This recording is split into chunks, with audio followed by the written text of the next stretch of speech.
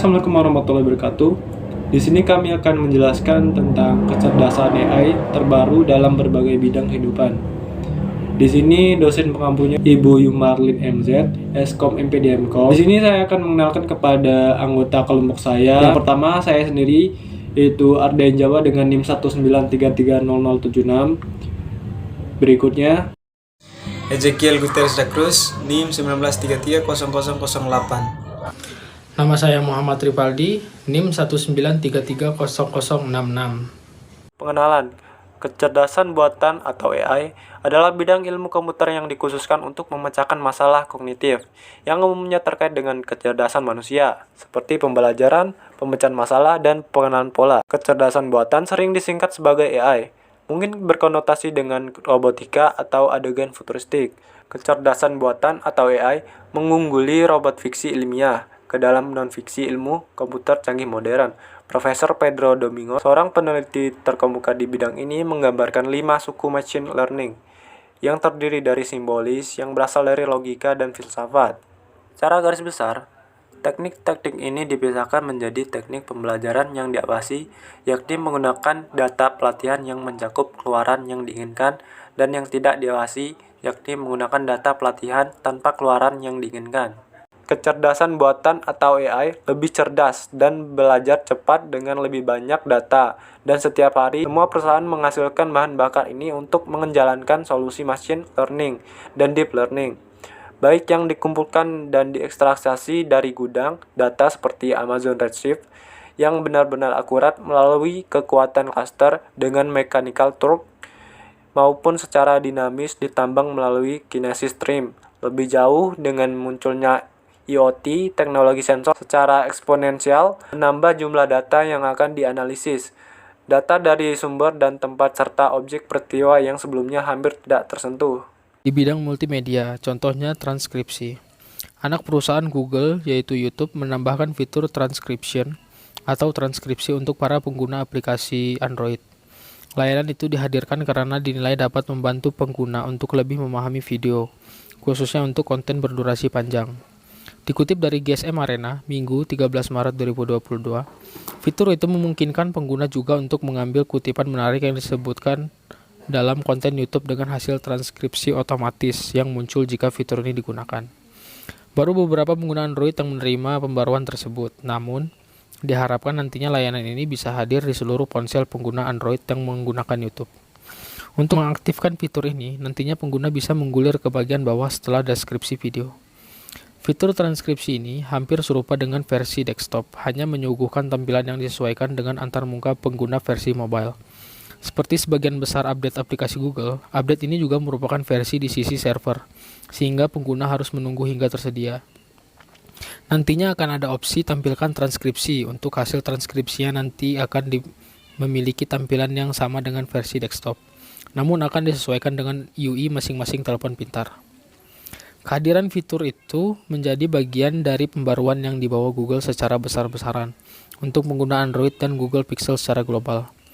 Beberapa pembaruan yang dibawa Google diantaranya layanan transkrip yang bisa diakses secara offline tanpa internet, Google Photos dengan tampilan potret yang lebih baik, hingga emoji-emoji baru di layanan pesan instan Google. Di bidang musik, contohnya adalah aplikasi Resso. Indonesia kembali kedatangan aplikasi hiburan yang bagus bernama Resso.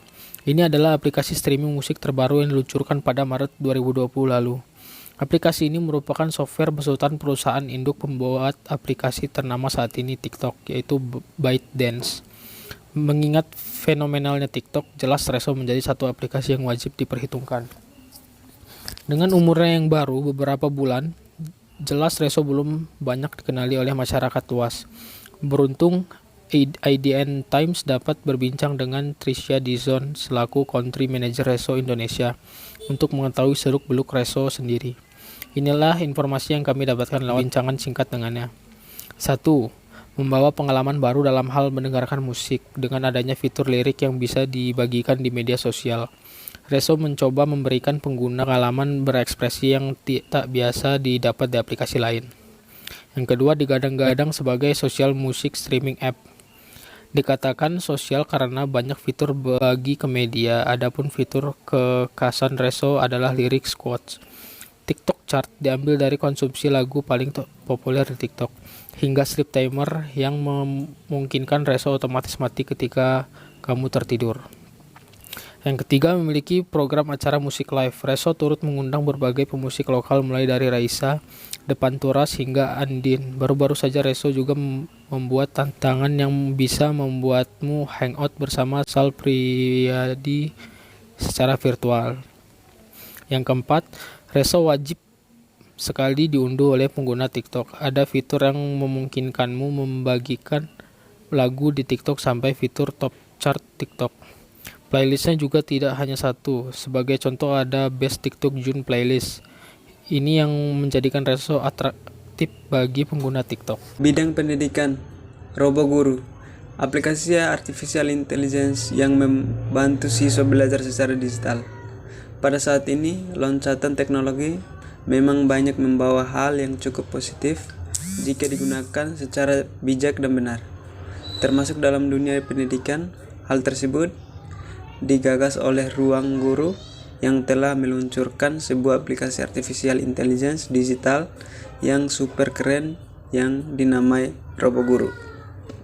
RoboGuru sendiri telah diungkapkan oleh pendiri dan direktur produk dan kerjasama Ruang Guru, Iman Usman, yang mengatakan bahwa teknologi ini diprediksi akan menjadi salah satu tren di dunia pendidikan di tahun 2021. AI tak hanya digunakan untuk mempelajari algoritma preferensi pengguna secara cerdas dengan adanya rekomendasi. Iman menjelaskan bahwa pihaknya juga tengah mengimplementasikan AI disebut sistem bertajuk RoboGuru. Ketika pengguna atau siswa menemukan pertanyaan yang dirasa sulit, maka siswa tersebut bisa melakukan pengambilan gambar, memfoto soal, kemudian mengunggah ke fitur yang disiapkan. Selanjutnya, RoboGuru akan menyediakan jawaban yang juga disertai penjelasan cara menyelesaikan soal tersebut, juga konsep materi pelajaran tersebut. Gratis dan praktis. RoboGuru dapat digunakan secara gratis oleh pengguna setiap hari. Selain itu juga praktis untuk digunakan. Berikut mata pelajaran yang diulas dan terdapat di RoboGuru. Antara lain matematika, fisika, biologi, bahasa Indonesia, bahasa Inggris, geografi, sosiologi, sejarah, dan ekonomi. Menggunakan teknologi canggih, kecerdasan buatan atau artificial intelligence. RoboGuru dibuat dengan menggunakan teknologi canggih, kecerdasan buatan, dan siap bekerja layaknya robot untuk membantu menjawab soal-soal sulit dari berbagai mata pelajaran dengan memberikan pembahasan dan rekomendasi konsep video belajar. Dapat diakses melalui WhatsApp. Aplikasi RoboGuru sudah dapat diakses dengan menggunakan aplikasi WhatsApp, sehingga memudahkan siswa mengatasi masalah soal sulit dengan memfoto soal tersebut lalu mengirimkannya. Dapat digunakan untuk semua jenjang sekolah. Aplikasi RoboGuru sangat komplit dan dapat digunakan oleh siswa dari berbagai jenjang sekolah, mulai dari siswa SD, SMP, SMA, dan SBMPTN atau STAN. Jadi misalnya kamu sudah berlangganan Ruang Guru dan masih SD, SMP, SMA, dan SBMPTN atau STAN, kalian bisa menggunakan fitur ini dan gratis. Bidang hiburan, Replika AI, My AI Friend. Replika AI adalah sebuah chatbot yang memiliki kecerdasan untuk mempelajari perilaku atau data yang didapatkan dari pengguna, yang selanjutnya data-data tersebut digunakan untuk berinteraksi dengan kita. Maka jangan heran apabila replika bisa berbicara layaknya manusia. Berdasarkan data yang dihimpun secara umum oleh pengguna replika seluruh dunia, data tersebut lalu disesuaikan dengan data kita. Dari mana mendapatkan data kita? Dari percakapan kita dengan replika. Kita bisa berbicara dengan replika melalui telepon Pro. Suaranya mirip seperti suara Google Translate menggunakan teknologi text to speech. Karena replika berbasis AI, semakin banyak kamu berbicara dengan dia, semakin banyak juga yang ia pelajari. Dengan begitu, avatar 3D yang kamu buat tadi juga akan bisa punya kepribadian dan ingatan. Perkembangan ini selain berdasar AI juga hadir dalam bentuk poin. Jadi setiap kamu berbicara akan ada poinnya. Nanti poin ini akan menentukan level replika. Perkembangan AI dan 3D memang luar biasa. Bahkan kita pun sudah ada model virtual seperti Ima dan Lil Miquela. Replika memiliki dasar yang sama walau dengan fungsi berbeda. Aplikasi ini terakhir diupdate pada tanggal 17 Maret 2022. Dalam versi ini akan perbaikan bug dan meningkatkan stabilitas. Kelebihannya yaitu seseorang yang sulit berkomunikasi akan mempunyai wadah untuk berbagi masalah. Membagi masalah yang dimiliki tentunya dapat meredakan stres yang dialami. Yang kedua, aplikasi ini juga akan membantu orang yang sulit berkomunikasi untuk lebih terbiasa dalam berkomunikasi.